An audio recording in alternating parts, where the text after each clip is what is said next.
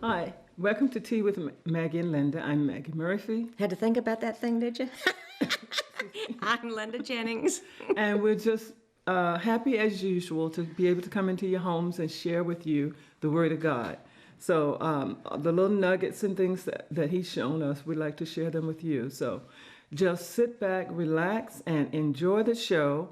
And we will go on and just give you what He's given us. Yes. Well, I just have to let everybody know you have a granddaughter that's turning 16.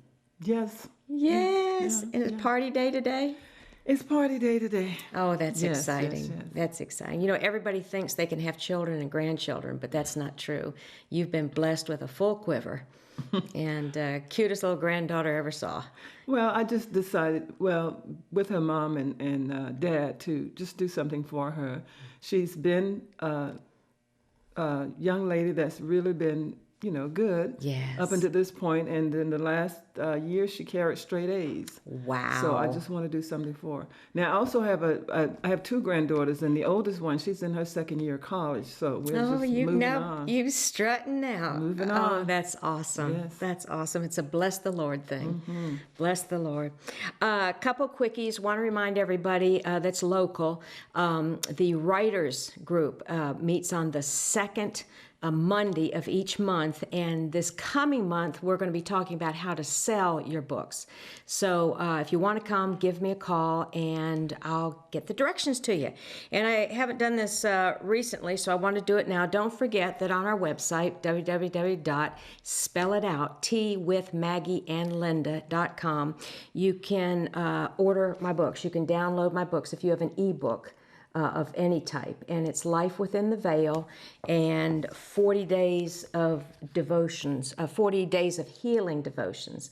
Wonderful if you're sick and you just need one devotion a day to encourage you that God is a healer, Maggie. Yes. He's a healer. You know, after everything I've been through physically, yesterday Gino and I worked with him probably 5 hours in the yard in the steaming heat. Planting plants, digging holes, all that stuff. And ordinarily, I'd be out for 2 days, and I'm doing great. God is a healer. Yes, He is. He's a healer. Woo-hoo. Y'all, I've never done this before, but I need, my husband and I need your prayers. Do you remember that last time I told you a terribly exciting thing, that I had gotten up in the middle of the night and my tummy was upset? And so I went to take a Tums and I went into the bathroom and looked out, and there was the moon. It was huge, and there were 8 arms coming off that moon, 8 arms of light. And the one on the bottom and the right came all the way down just like a winding road and came into our house right under my feet. And didn't have any understanding of what that meant, but I knew it was from God.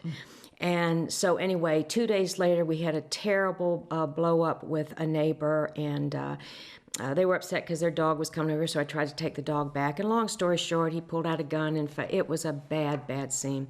So we haven't had any contact with them since then, just for our own safety. And then about 10 days ago, a week ago, I don't know, whatever it was, I got up. Well, it was before I went to bed, and I looked out the window on the opposite side, Maggie, and there was a moon, big as it could be, with 6 arms coming out, and lower right arm came down, a beam of light, and right under me, under the window. I could have stepped out that window and walked on it up to the moon. And I still didn't fully understand what it meant, but the same thing happened the next night. Identical thing. I looked out that window before I went to bed, and I blinked every way I could blink, Maggie. I turned this way, I turned that, and that beam came right down in our house. And remember, you and your daughter helped us when we built this house. That the beams have scripture written all over it before they put up the drywall. Every door, every window has the name in the house, has the name of God written upon it. This is God's house. Given to him, always be his, as is the land. So anyway, after those 2 nights when my husband came home, I said, I sure hope this isn't an omen of something going to happen with the neighbor again. Within a week, it did, and that was just a few days ago, and it was awful, Maggie. He came over to the house, banging on the door, and tried to get my husband to fight him. So, finally, when I went back to the Lord about the moon, he gave me that knowledge. He said, daughter, you have a direct access to me, and I have direct access to you, and I fill that house because you put my names in that house. So, the sheriff had to come. It's just awful. We're going to have to file restraining orders. My name, Maggie, on a court docket for anything, So, I thought in gentleness originally that it was chemical imbalance, that kind of thing. But for a certain reason, I changed completely this last time. And y'all, we are under an attack. This is God's property. I believe there are 2 things that are high on God's priority list. I can be wrong. But I think salvation, with the price he paid, that anybody that's out there winning souls, Kathy and Gino have been under constant attack because they're constantly out there winning souls. And someone that will teach people and give them the opportunity to know the presence of God. Those 2 things, get them saved first, and then that maturing, that place of maturity where they can know how to sit in his presence, function in his presence. And so I fully realized that we are under absolute spiritual attack. And so I just really, really am asking for your prayers because we're sort of defenseless right now because the things they're saying are utter lies and we have no way to prove otherwise. They can't prove what they're saying. Right. But we have no defense because we can't disprove it. He said, we are going to put video cameras up, which is ridiculous, but I'm just asking for your prayer for both my husband and myself and this land, this place of his presence. Yes. So please do that. Truly intercede for us. And the other thing I thought I'd mention, Gino and I worked in around our house yesterday, planting plants. And Gino is the one that he's been on the show before, and he spent months and months and months in the streets in Tampa, preaching. And he shared with me yesterday the things. And by the way, I want to say that we do not hate this neighbor. We are not even angry at this neighbor. All we want is peace. And frustrated that the peace isn't there. And I absolutely weep for him and now them because they don't know what they're doing. You cannot come. Remember, I was reading under the Pentateuch, under the Old Testament, all the things that God did to the people that came against his people. Mm-hmm. And under the New Covenant, better that you have a rock tied around your neck than to come against my little ones. And Gino was talking about all the people that had come against him when he was out there preaching. Right. And one woman was selling fruit. He was preaching on this entire mall and in Tampa, and a woman was selling fruit, and she kept yelling in his face and get out of here, and you'll never preach on this mall again, et cetera, et cetera. Long story short, when he came back a few months later, she had died. Mm. And someone took him over to the spot where she had her fruit stand, and they had put a memorial to her, the fruit lady. Right. And he stood on that memorial and preached. Mm. She said, "You will never." And God said, "Wait a minute, you didn't ask me." That's right. A restaurant owner told him, "You will never come in this restaurant and eat. You will never." He died. He lost the business. And Gino, when he went back, sat in that restaurant and ate. It's not good to come against God's anointed. And that's even true for us as believers. That's right. We are not to come against each other. Can be dire consequences. And Maggie, when you come against God's anointed, you're coming against him. And by anointed, I just mean you're being used by God. Right. You're coming against God because God lives in us. Yes. And he's expecting us to be different. He's expecting us to be able to. Sometimes I think, and this is me, that sometimes he tests us He gets a little Yes. test on us just to see what we can withstand. You know, and I know in my lifetime there's been several times I didn't understand why things took place the way they did, but in the end he let me see that was for your benefit. That was so that I could see how you would react, what you would do. Yes. And I was reading something other day, because probably a devotion, but it says, and just share a little bit of this with you. When someone hurts or upsets us, God says, forgive and hit the delete button. Oh, I that love thing, that. That thing, and I said, love that. It's easy to say, Yeah. but it's something that unless we stay before the master, it's hard to do. Yes. And it says, and then I get this, it says, because otherwise you'll be corrupted with a virus that controls the way you think, act, and talk. Worst of all, it'll keep you chained to the memories. Yes. But forgiving is hard, we say. Sure, it is. That's why Jesus said, pray for those who mistreat you. Absolutely. And so I thought about this. Forgiving someone begins with praying for them. And sometimes we'll say, but I need to understand why they did it. Yeah, no, you know, you because we In our carnal mind, Yes. we need to know. Yeah. He said, but even smart people do stupid stuff. Absolutely. Good people do bad stuff. Yeah. And misguided people don't know what they're doing. Yes. As you said, they don't know what they're doing when they're coming against God's people. That's why Jesus prayed, Father, forgive them, for they know not what they do. Exactly. You may understand someday, or you may never understand. Either way, for your own sake, forgive, hit the delete button, and move on. Oh, that's awesome. Well, you know what I did? I signed an air contract with the Lord. I signed, if the Lord said, Linda, what is it you're asking me about them? I said, my first thing I'm asking you is that everything that was in your heart when you created every member of their family, that you would bring that to pass. And I signed that thing. You know what I mean? The air contract. Right. Yeah. And so anytime the thought comes to me, I lift my hand. Yes. That's the contract that I've signed. This is what I ask. You know, I did happen to mention later that if a for sale sign was involved, that was okay. It would be all It would right. be all right. But seriously, and you go to mention about, you know, the last thing is our maturity. What's the purpose of the fivefold?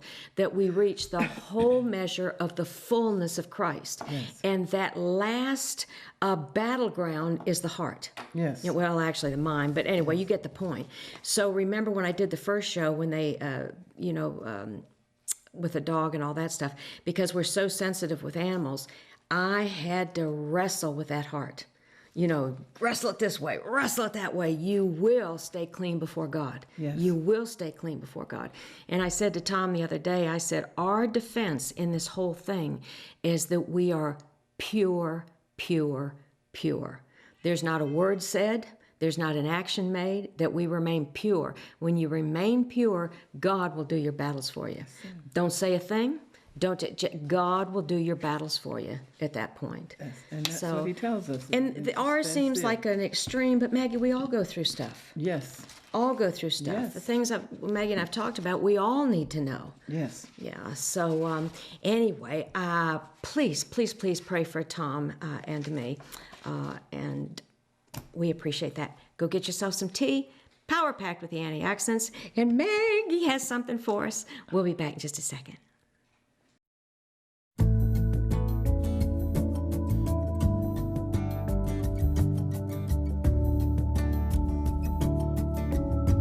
I was born and raised in the big house, you know, a breeder kennel.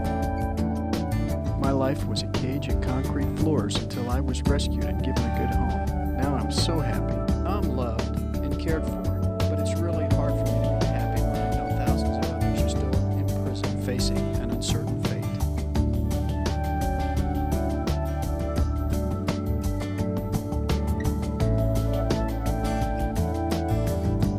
What's happened?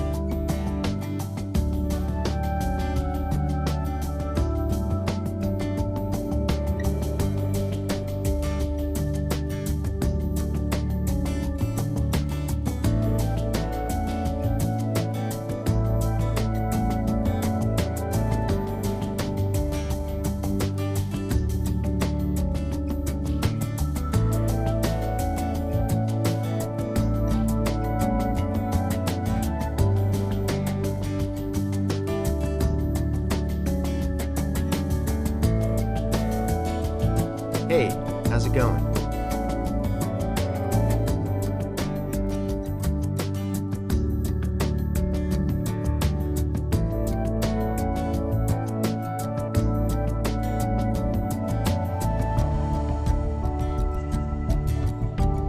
If you think you can find a place in your heart and home for one of my less fortunate friends, please visit your local rescue group or animal shelter today.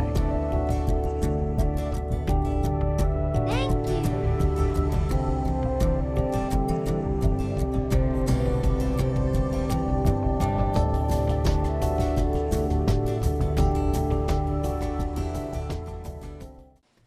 Hi, welcome back to the show. I want to remind you, for Maggie tells us what the Lord's given her, that no matter where you're watching the show, there are Pet Smarts and folks that are doing animal adoptions. They're on the weekends. Please go there. They've got wonderful animals that desperately need a home. Here in our local area, we have Michelle Decker, Four Paws Rescue. She's wonderful to adopt from. If it doesn't work out, you can take your baby back. So if you can give a cat or a dog a home, please visit one of your Pet Smarts or other animal pet stores. What's God giving you, Maggie? In this particular case, he sent me to the Psalms again. Love the Psalms. Those are some of my favorite. Well, I'm at a point now, I think everything is my favorite in the Word of Yes. God. But it's Psalms 86, and this is one that I have read from time to time, and it seems that when things are kind of chaotic, he always brings me back to this Psalms 86. And it's in my Bible, it says it's a prayer of David.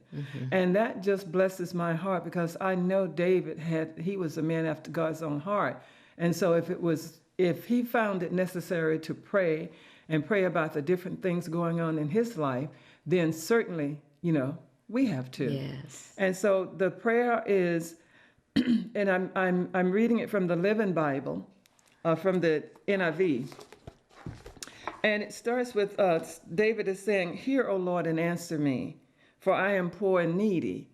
And oftentimes when we think about it and we look around us, we think that poor means that finances. You can be poor in different areas. You can be poor in physical health, in finances, in spiritual health, in different areas of your life. But David is saying, "Lord, hear and answer me." And that stuck with me, because there are things that I've been praying to the Lord regarding. And sometimes it seems like he's turned a deaf ear. Sometimes it seems like he's never going to answer. And sometimes it just seems like, okay, he's forgotten all about this. But in our hearts of hearts, we know better. Yes. We know that God is able, and oftentimes he doesn't answer a particular request because it's not time for it. Sometimes he will not, you don't get it at all. So learning to live in his presence and just trust him with whatever decision he makes for me is where I'm trying to be. Let me just put it that way. I'm trying to get there. Because oftentimes when we pray, we want him to answer me, and answer me now, and answer me the way I'm asking you to answer me. So, but this one just sticks with me, because David goes on to say, "God, my life, for I am devoted to you. You are my God. Save your servant who trusts in you." And that's been a thing for me, is just to make sure that I try and get to him, to God, and tell him all about everything. And little things, in between things, whatever else it is going on, just talk to him. And I find that when I get some quiet time, just get away and just spend that time, I begin to imagine people like David and other folks that they had this relationship with him. And really, that's what I want, is this relationship with him. He goes on to say, "Have mercy on me, O Lord, for I call to you all day long." And I used to be concerned when people say pray without ceasing. But God has since shown me that praying without ceasing is praying whenever it comes on you to pray. And living in this world, I have found out you spend a lot of time praying. Yep.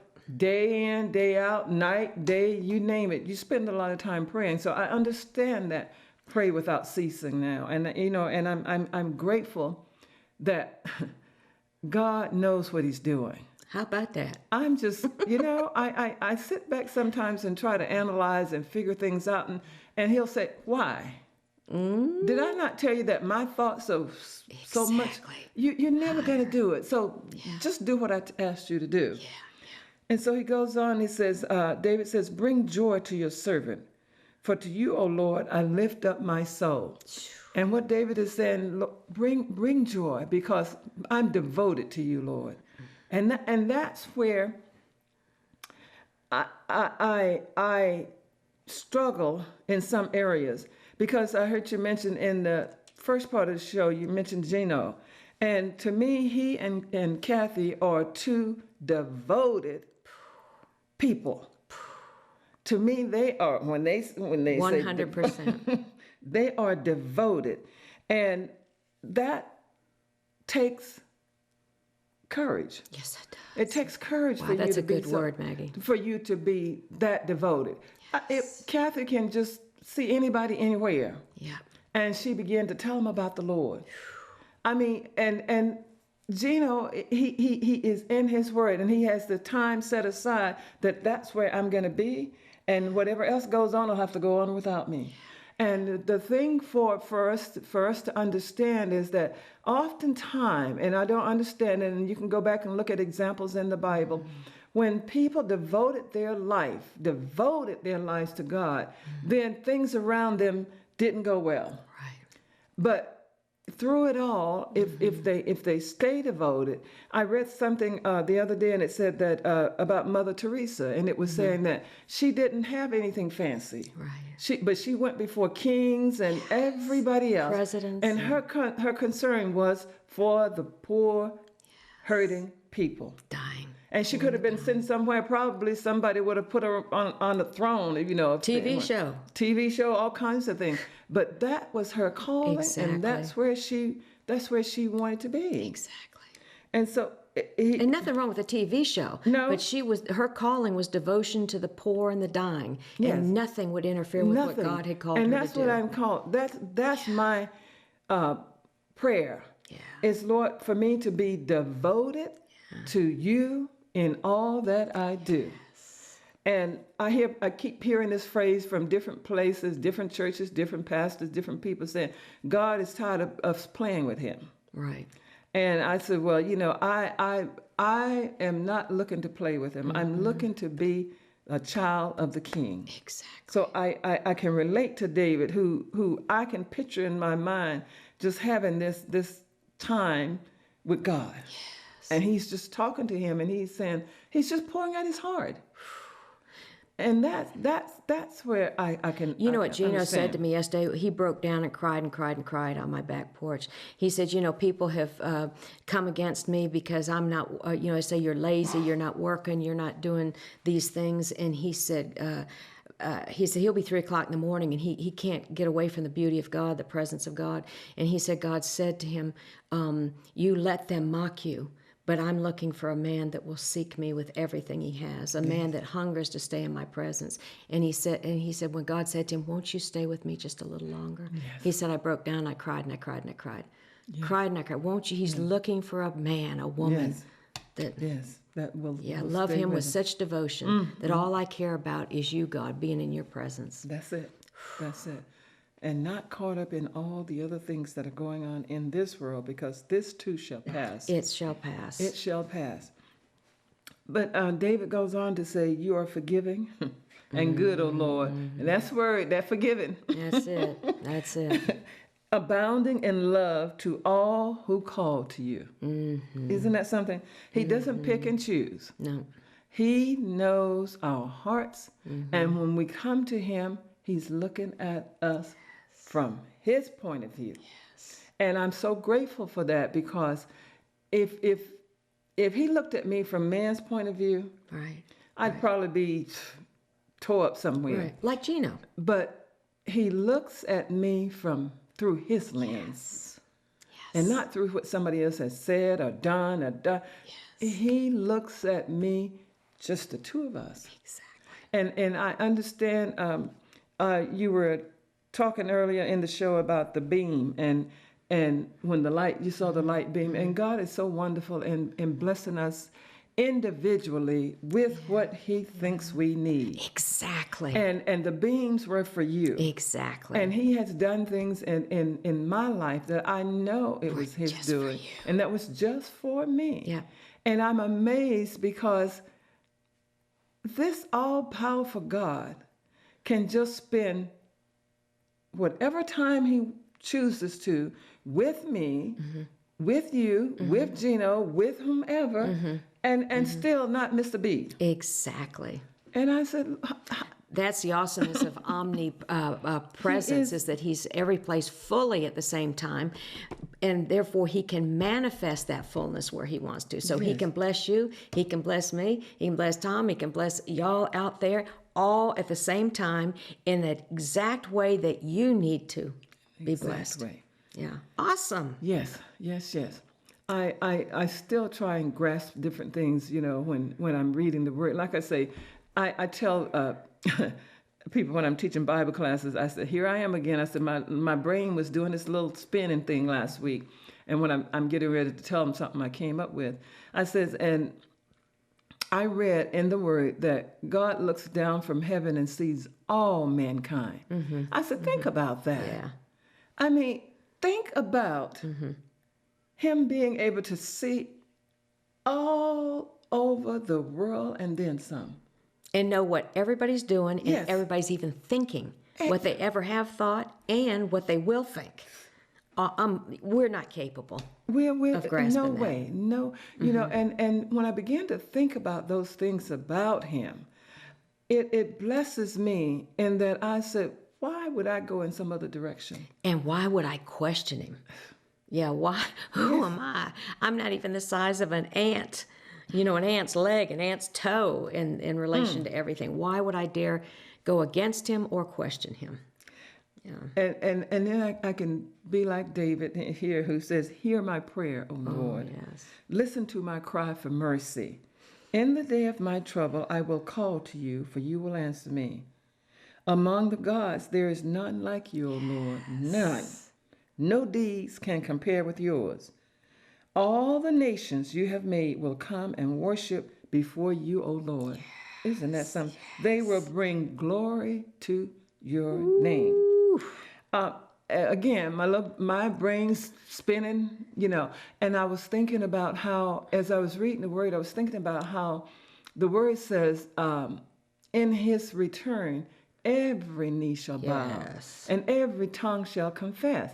Whether you believe in him, whether you don't, whether you have no, whatever it is. But it says every knee. You're going to hit the ground. You're going to hit it. You're not even going to know how you hit it. Absolutely. But it's just the awesomeness of him. And that's just...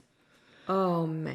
Boy, it's like you were standing over my back with that chapter on what I'm going to talk about next week, which is the glory of God. So we'll keep it going for We're next right week. in there. Listen, remember this week, above everything else, take time to spend in his presence. He loves you so much and has so much to give you, and you have so much to give him. Maggie and I'll see you next week.